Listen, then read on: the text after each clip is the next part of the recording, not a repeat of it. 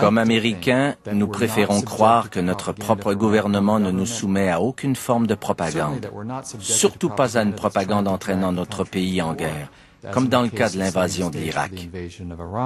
Saddam Hussein recently sought significant quantities of uranium from Africa.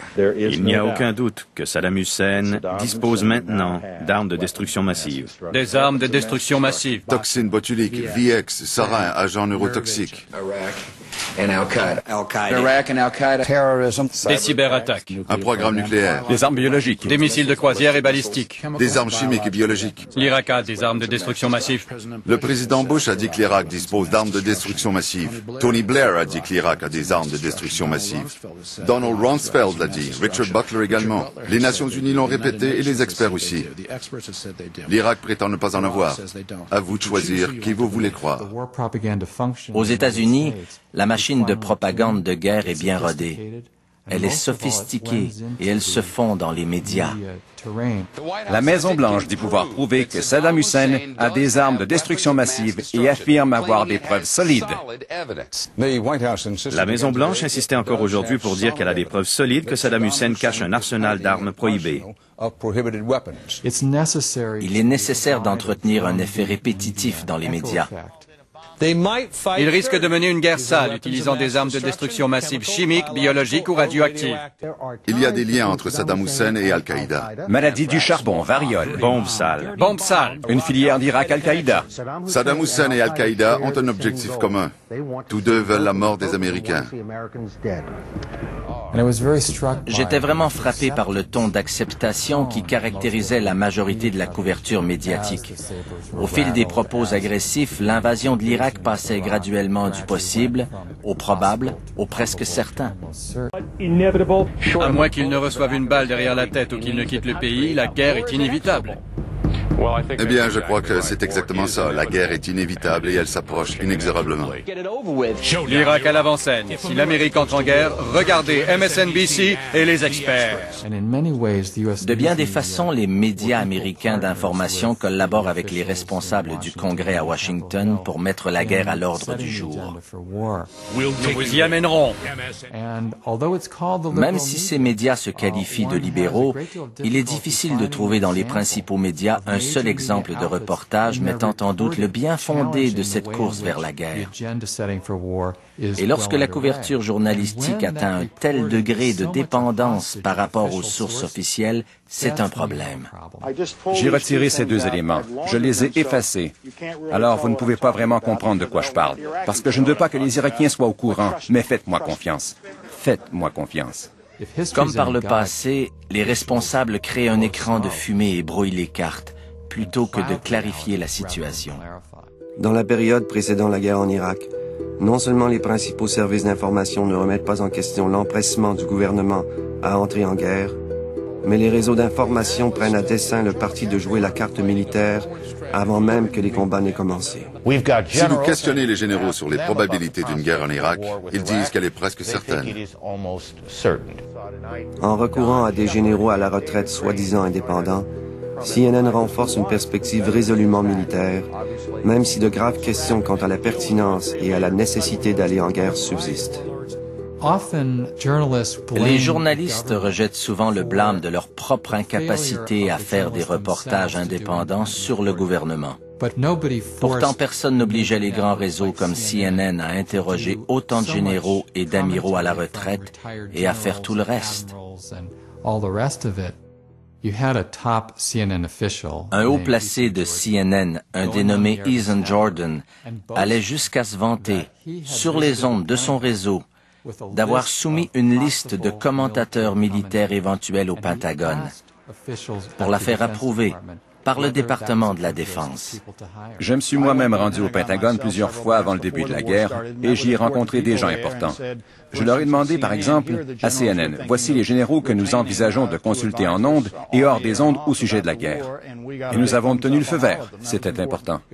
Ce n'était même plus une chose à cacher, finalement. Cela va complètement à l'encontre de la notion d'une presse indépendante.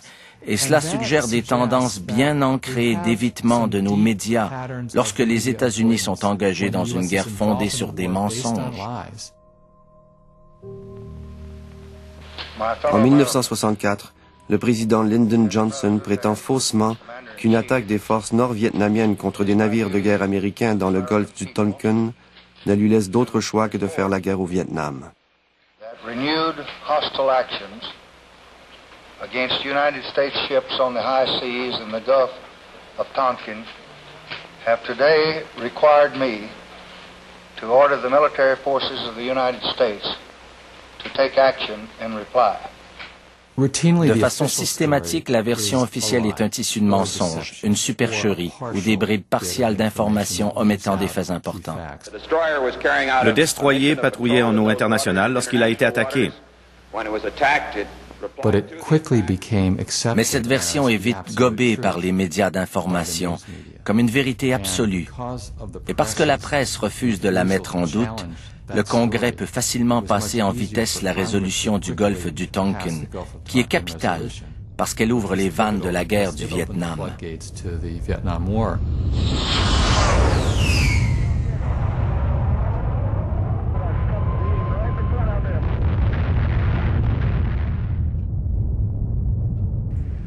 Quelques décennies plus tard, voici le président George W. Bush déclarant qu'il est absolument sûr qu'il y a des armes de destruction massive en Irak et que des agents du renseignement le lui ont clairement dit, ce qui n'était pas du tout le cas.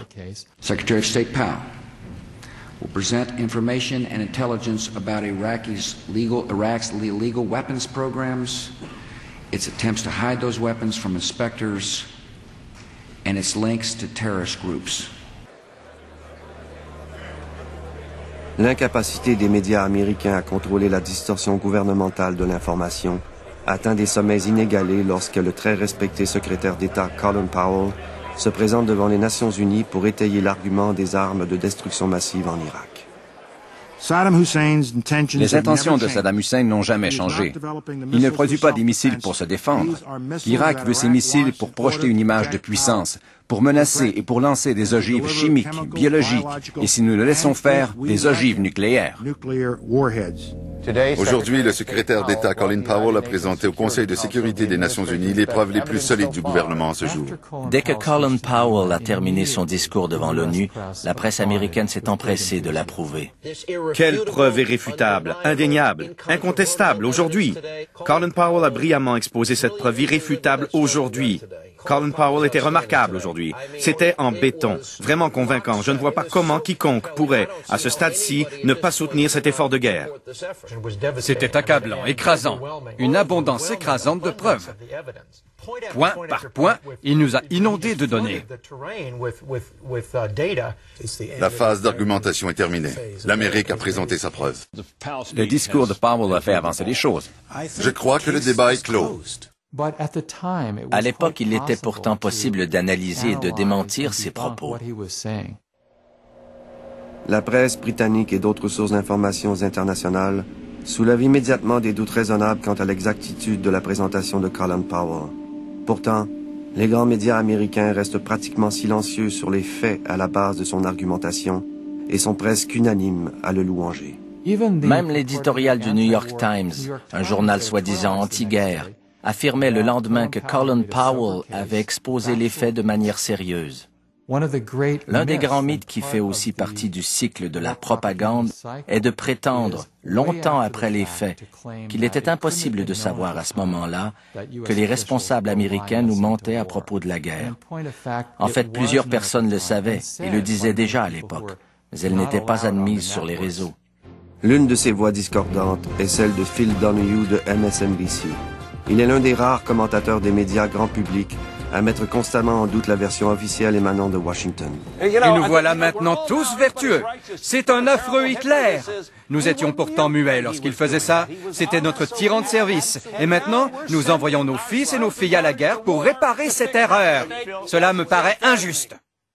Même si l'émission de Donahue jouit de la meilleure cote d'écoute sur MSNBC, elle est subitement retirée des ondes seulement 3 semaines avant le début de la guerre.